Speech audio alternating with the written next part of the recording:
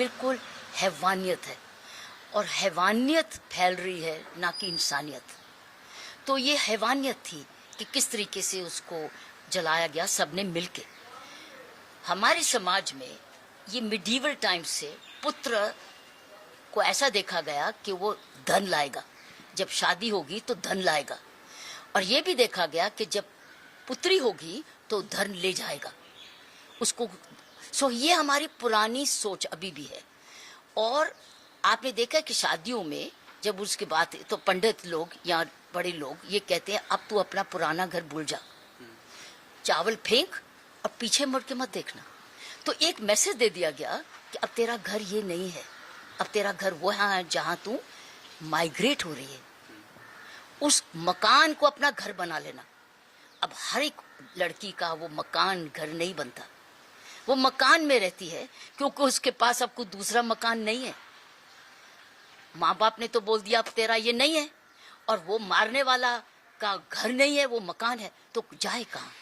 तो ये हमारे समाज में बहुत जबरदस्त ऐतिहासिक भूल है, जहाँ हम लड़के को समझते हैं कि वो धन लाएगा और लड़की को धन ले जाएगा, इसलिए बेटी बोझा समझा जाती है। तो वो अपने आप को बोझा समझती है, पिटती भी है, मरती भी है, बेइज्जती भी होती है। जैसे इन हाल ये दो बेटियां, दो बहनें इकट्ठे पिटती रही, लेकिन अपने आप को बचा नहीं सके, और कमा भी रही हैं। और ये भी नहीं कि कमा नहीं रही, लेकिन उनको माँ और ससुराल को ये भी प्रॉब्लम है कि कमा क्यों रही है, उनका भी वो कमाया हुआ धन खींच रही हैं। और ये नहीं है कि माँ बाप उनके मायके को मालूम नहीं है, मायके को मालूम है, लेकिन वो देते जा रही हैं, उनकी भूख पूरी करते जाते हैं। क्यों आहुति देते हैं, क्यों भूख? उस वक्त क्यों नहीं पुलिस में जाते?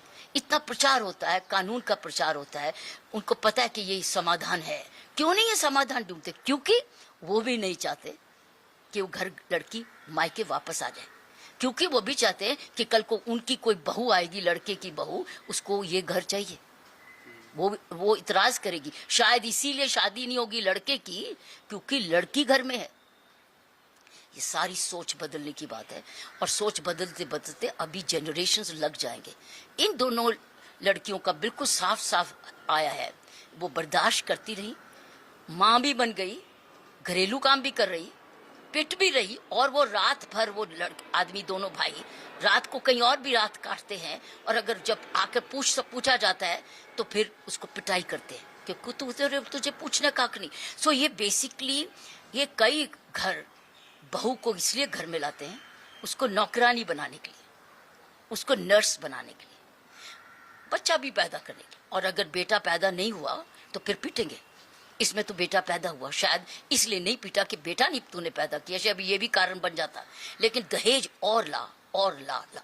सो भूख का जो अंत है हमारी शिक्षा में, ना माँ बाप सिखा रहे हैं कि भूख को कैसे मानसिक कंट्रोल जो है हमारी शिक्षा में नहीं है। इसीलिए योग कहते हैं, योग तो योग का सिर्फ आसन ही नहीं है, योग का तो मतलब मानसिक कंट्रोल भी है, मानसिक समझना, माइंड कंट्रोल। ना टीचर सिखाते हैं कि असेंबलीज होती हैं, लेक्चर्स होते हैं, लेकिन योग कहाँ होता है, मानसिक मेडिटेशन कहाँ होता है?